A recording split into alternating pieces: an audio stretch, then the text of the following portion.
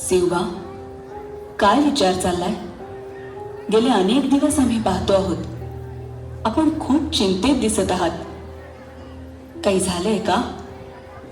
काही झाले तर नाही आऊसाहेब, पण आमचा संग्राम दुर्ग काबीज केल्यापासून शाहिस्ते खान मोकाट सुटलाय.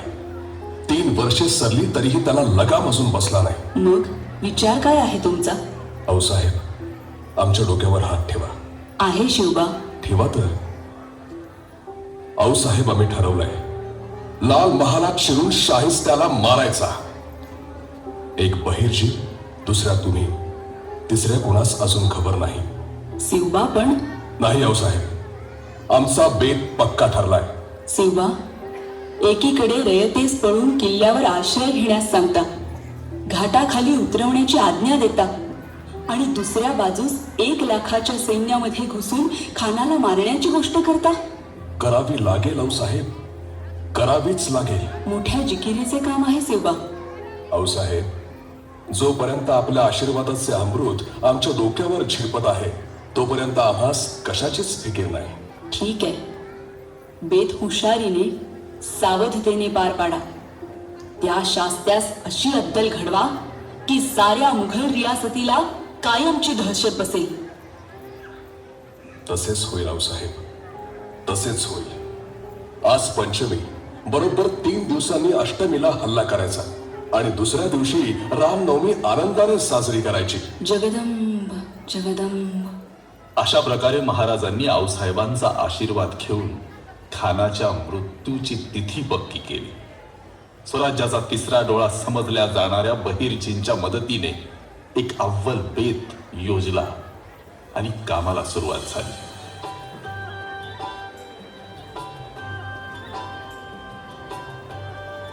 अरे काय सोनाजी, काय म्हणतोय लाल महाल? कोण रा तू? अरे नाही, तुम्ही आहे. अहो, मी ओळखलंच नाही. काय म्हणायचा तो लाल महाल? समजा पुन्हा आवळून बसलाय तो शास्ता खान. गोर गरीब रयतेला किड्या मुंग्यापरी स्वागवतोय तो. त्याचा काय तरी बंदोबस्त व्हायला हवा आता. म्या तरी कवर असं खोटं खोटं नाटक करू. अरे करू की बंदोबस्त, त्यासाठीच तर आवतान दाडलंय तुला. काय मग आमदार वशील ना वरबाप? हा? वरबाप? वय वय, वरबापच. अहो, झालं की आता मुलांची लग्न कित्यांदा लग्न करताय. आता पुण्यांदा योग आहे की तुमच्या नशिबात वरबाप होण्याचा. हा? पुण्यांदा कशाला ऐन वक्ताला चेष्टा करता नाही? अरे सोनाची चेष्टा नाही रे. मग आता तू खरंच वरबाप होणार. तुझ्या लेखीचं खोटं खोटं लगीन, ते बी खानाच्या लाल मला. याही कोण माहितीये का? कोण आहे? लई मोठा माणूस, सुभेदार तानाजीराव. काय समजणा नाही. अहो, तुम्ही जसं खानाला येऊन खोटं खोटं मिळालायस ना, तसंच हे खोटं खोटं लगीन. असं आहे. आता आलं ध्यानात माझ्या. किती वेळानं लक्षात आलं तुमच्या? इकडे सोनाजीच्या मुलीच्या खोट्या खोट्या लग्नाची जय्यत तयारी सुरू होती आणि तिकडे शाहिस्ते खान स्वतःच्या हुशारीचे तारे स्वतःच तोडत होता.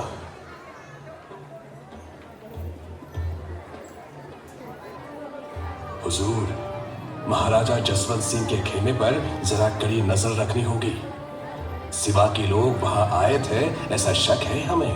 महाराजा जसवंत सिंह, वो परकटा हुआ पंछी, वो क्या करेगा अकेला? हुजूर हुजूर हुजूर, ही घ्या पान सुपारी आणि या साखऱ्या बी घ्या. तोंड गोड करा. बैठो बैठो. अरे लेकिन ये सब क्यों? क्या बात है? हुजूर, लेकीचं लग्न पक्क झालं. ते शादी शादी शादी. वाह वाह वाह. अच्छा, क्या करता है दामाद? किसान हे हुजूर, पर्वतनवाला आहे. आणि हुजूर लगीन झालं की मी आपल्याच पायावर आणून सोडील त्याला. तेवढीच हुजूरांची सेवा घडेल, नाही का? ओ ठीक है ठीक है ठीक है. होत नाही हुजूर, लगीन बी म्या लय थाटामाटात करणार आहे. 100 पायल्यांचं जेवण सांगितलंय बघा. इतना? अहो हुजूर, माणसं पण म्हणत्याल शाहिस्ते खानाच्या सरदाराकडचं लगीन आहे. 50 तोळं नुसतं सोनच केलंय. आता शिवाजीच्या पदरी असतो तर कसलं लगीन आणि कसलं काय. 10 माणसांचा हात वल्ल करता करता नाकीनं वालं असतं. बेहतर. आता आता आपल्या पदरी हाय म्हणल्यावर काढलं रिंग. तुम्ही हायता आता कसली बी फिकीर नाही मला. अच्छा अच्छा. पण हुजूर, एक बात बतानी थी आपको. बोलो बोलो. बेटी की शादी में क्या चाहिए तुम्हें? बोलो, जो मांगना है मांग लो.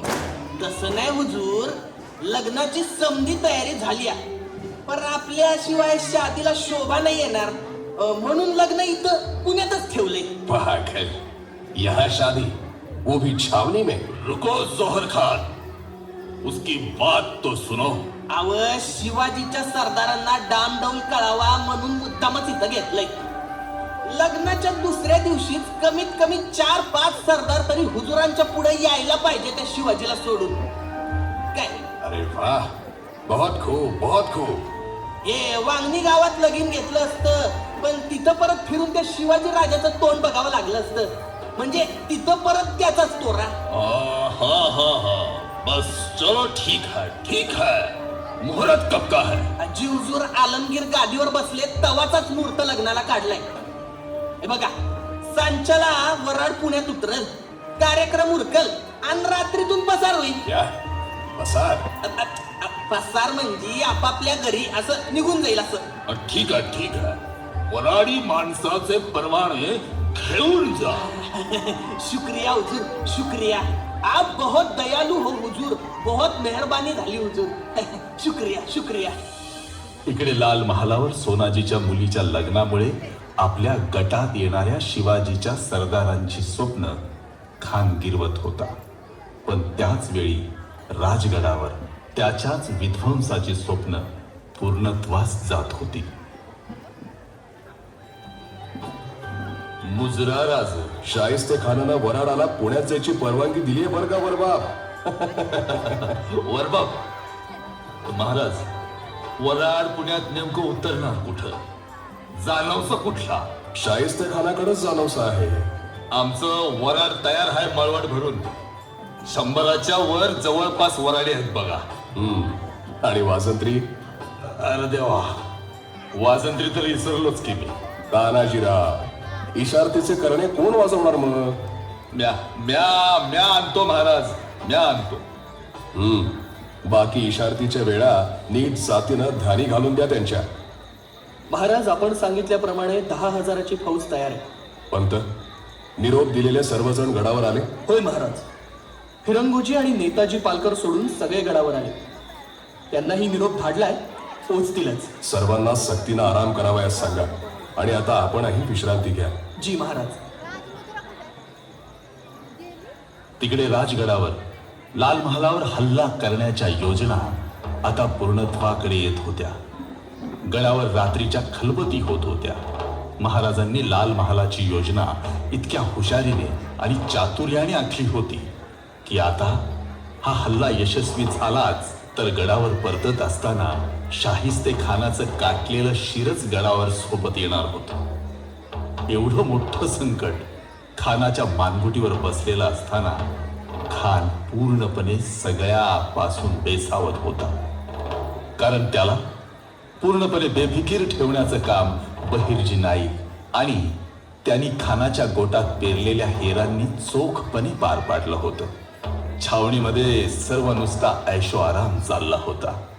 त्याच वेळी शाहिस्ते खानाचा मुलगा दिल्लीवरून पुण्यात दाखल झाला.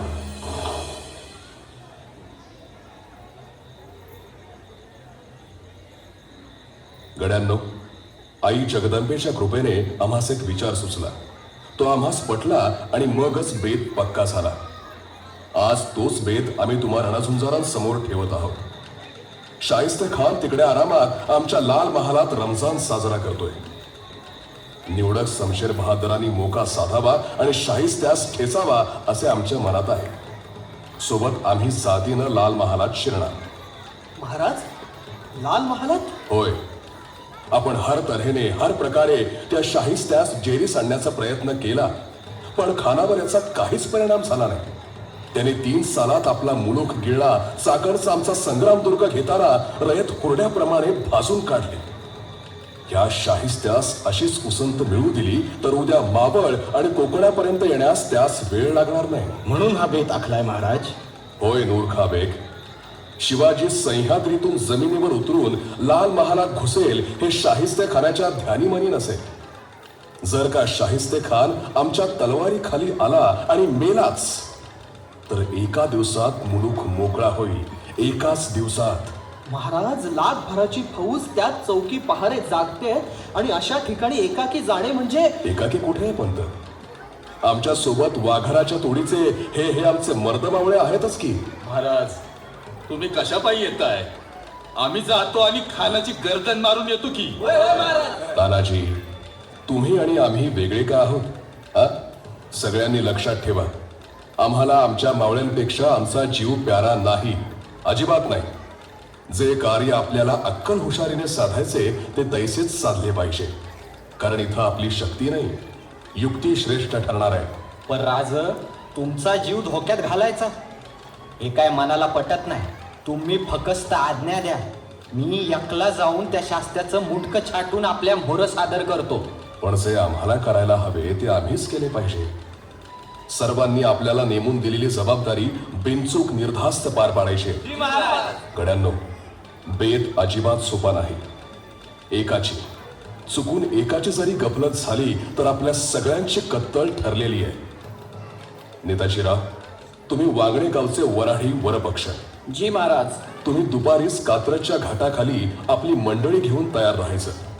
दिवस मावळतीकडे आला की वाजत गाजत पुण्यात शिरायचं. तिथं गोदाजी जगताप तुमची वाट बघत असते. शाहिस्ते खानाच्या गोटात जायचे परवाने ताब्यात घेऊन नेताजीरावांनी हळूहळू लाल महालाकडे सरकायचं. कुडतोजीराव, जी महाराज. तुम्ही गवताच्या गाड्या घेऊन मावळतीला पुण्यात शिरायचं. सोबत काढण्या लावलेले 5-25 लोक आणि कैदी सोबत ठेवा. कुणास शक आलाच तर गंजी खाण्याकरता गवत आणलंय असं सांगा. कोंडाची फरसन घाटाखाली रानात 200 बैलांच्या शिंगांना आणि झाडांना पलिते बांधून तयार ठेवतील. मध्यरात्री इशारतीचा करणा झाला की त्यांनी पलिते पेटवून कोंढाण्याकडे कूच करायची. परतत असताना वाटेत पेरलेल्या सगळ्या माणसांना सोबत घ्यायची खबरदारी कोंडाची तुम्ही घ्यायची. जी राज. मोरोपंत, सूर्याची तुम्ही, आम्ही सांगू त्या वाटा रोखून ठेवायच्या. धोका नाही हे बघून हळूहळू पुढे सरकायचं. होय महाराज. लाल महालात आमच्या सोबत चिमणाजी, बाबाजी, बाजी सर्जेराव जेधे आणि तानाजी असतील. बाजी सर्जेराव, जी महाराज. आपण लाल महालाच्या पिछाडीस घोडा घेऊन सज्ज राहा. खानाचं सैन्य आमचा पाठलाग करणार. फिरंगोजी, जी महाराज. आम्ही कोंढाण्यावर परत येऊ त्यावेळी तोफांचे मोर्चे लावून सावध राहा. गड जागता ठेवा. जी महाराज. आणि हो, काळभोरांच्या फौजेचा तळ पर्वतीच्या पूर्वेस आहे हे लक्षात ठेवा. नेताजीरावांच्या वराडात 100 मावळे द्या. सणासुदीचे कपडे असू द्या, पण प्रत्येकाच्या कमरेस हत्यार असेल. जी महाराज. नवरदेव घोड्यावर राहील. आम्ही कोंढाण्याच्या बाजूने आंबी ओढ्यातून लाल महालाच्या दिशेने येऊ. आमचा सरदार असेल नूरखा बेग. जी महाराज. आपली तुकडी चौकीवर जाताच पहारेकरी हटकेल. तू उलट त्यालाच दम द्यायचा. पहारा सक्त ठेवायची ताकीद द्यायची. जी महाराज. जर कोणी नूर खानाची चौकशी करू लागला तर दुसऱ्याने लगेच त्याच्या मुस्काटात देऊन त्यालाच दम द्यायचा. आणि सदामाळीच्या मदतीने आम्ही लाल महालाच्या मागच्या दरवाजाने महालात शिरू. मग पुढे जे काही होईल ते आई जगदंबेच्या साक्षीने. एक मात्र नक्की, शाहिस्ते खान ठार झालाच पाहिजे. पन्हाळ्याच्या वेढ्याच्या वेळी आम्ही शिवाकाशी, बाजी प्रभू, फुलाजी प्रभू, शंभूसिंग जाधव आणि कित्येक बांदल खर्ची घातलेत. पण आता या मोहिमेत आपला एकही माणूस गनिमाच्या धारेखाली येता कामा नये. बोला हर हर हर हर हर हर.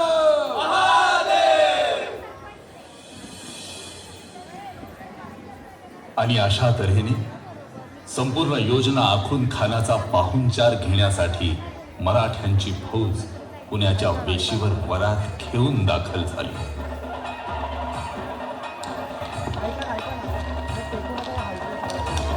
ठहरो, कौन लोग हो तुम? अंदर कहाँ जा रहे हो? इजाजत ली है? हाँ हाँ हाँ, ये लो शादी का परवाना। ठीक है हाँ, शादी को आने का बर क्या उद्या लगीन हाय, पण हळद आजच लावणार आहे आम्ही रातच्याला. मग या वाट बघतो तुमची. खुद खान साहब भी आने वाले हैं, तुम भी आओ. अरे चाहिए चाहिए, हम बैठे हैं यहाँ चौकीदारी करने, समय कहाँ है? आप जाइए चाहिए. चलो चलो चलो. चल बिगी बिगी, बैलगाड्या तिकूट न घ्या.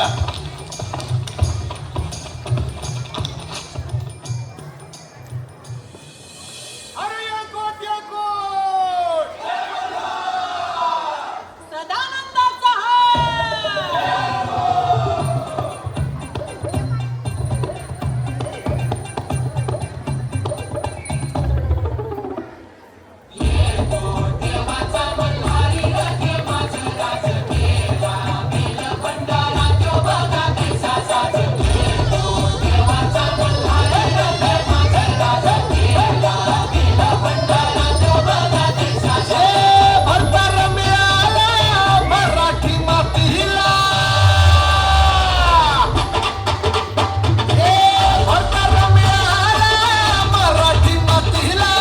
रंगी सह्याद्रीच्या उच्च शिखराचा.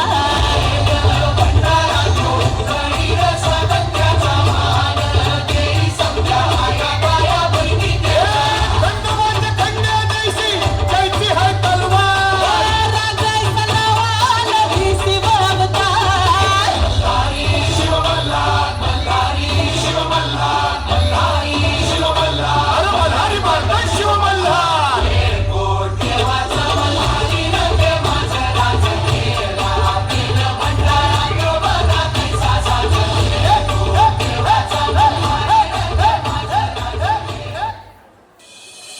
आणि अशा प्रकारे अष्टमीच्या रात्री वेषांतर करून सोनाजीरावांच्या वऱ्हाडासहित आपल्या फौजेला सोबत घेऊन महाराज लाल महालात शिरले.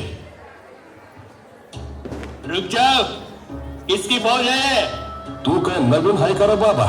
रायबागन साहेबांची फौज होत असा ढेकळावाने काय उभं राहिले रे? अरे हुजूर आदाब. क्यों रे? कब से देख रहा हूँ क्या क्या बका जा रहा है. सलाम नहीं करना आता? अरे बहुत बड़े सरदार हैं ये, इनको रोकते हो? अच्छा हुआ मैं इधर था. चलो सलाम करो, सलाम करो. राहू दे ऐसे ही पहरा सब दो. हाँ? ए, चला रे पुढे. क्या तुम इस आदमी को जानते हो? तुम इधर आओ. बेवकूफ, पहले ही नहीं बता सकता इतने बड़े साहब आ रहे हैं.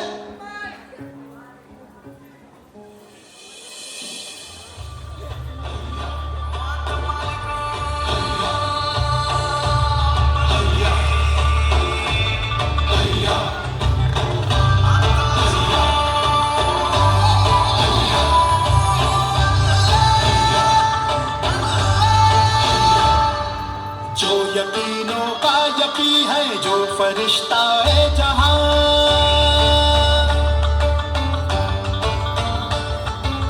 उसके कदमों में है बरकत, उससे दक्खन है जवां.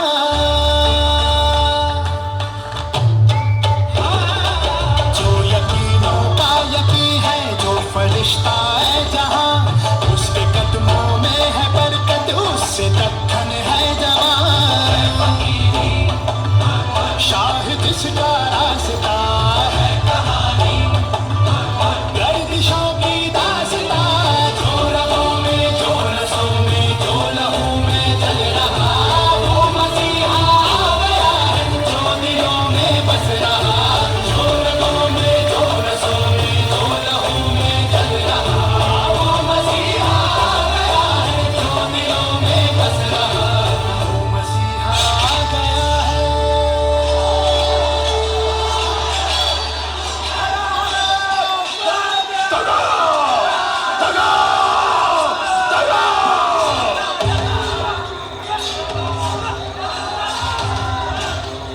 कहाँ मर गए सबके सब? कोई बाहर से पहरेदारों को बुलाओ. महल के अंदर मर्द होने हमारे लगभग सारे लोग कालताले हैं। कौन अपना कौन दुश्मन कुछ समझ नहीं आ रहा। बाहर 12 चाले हैं और अंदर क्या हो रहा है बाहर कुछ खबर नहीं।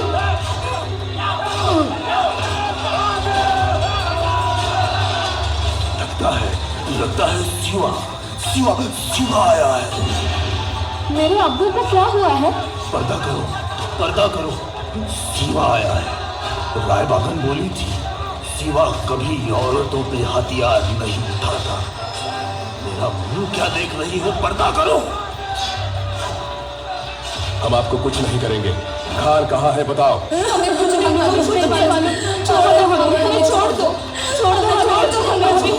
चिमना जी। जी महाराज।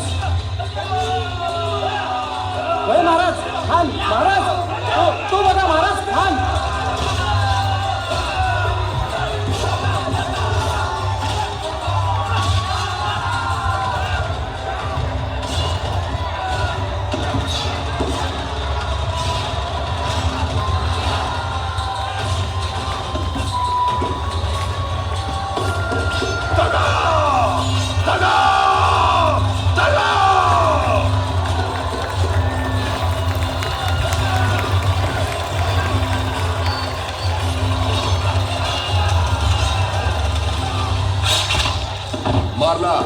मारला खान मारला।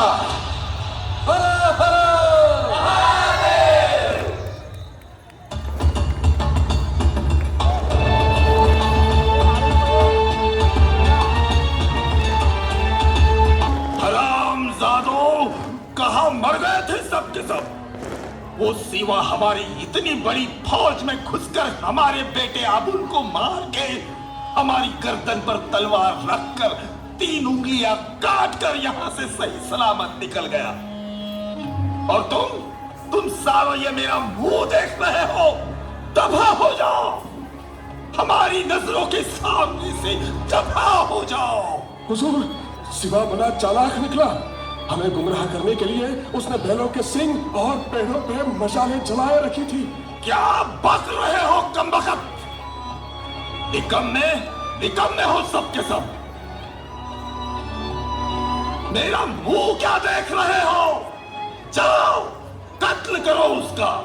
हुजूर, शिवाजी कोंडाना पर पहुंच गया। क्या पहुंच गया? जाओ तुम भी जाओ सो जाओ। बेवकूफों, सो जाओ। हुजूर, काफर इस महल तक आया और किसी को कानो कान खबर नहीं। एक भी सिपाही खबरदार नहीं। इसका मतलब सब शिवाजी को फितूर है। तौबा तौबा। चुप हो जा काफर, एकदम चुप।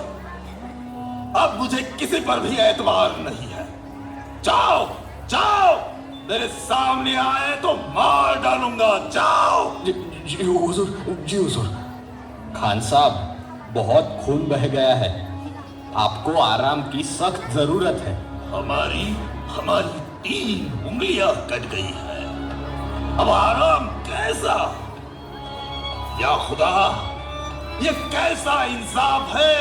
या खुदा।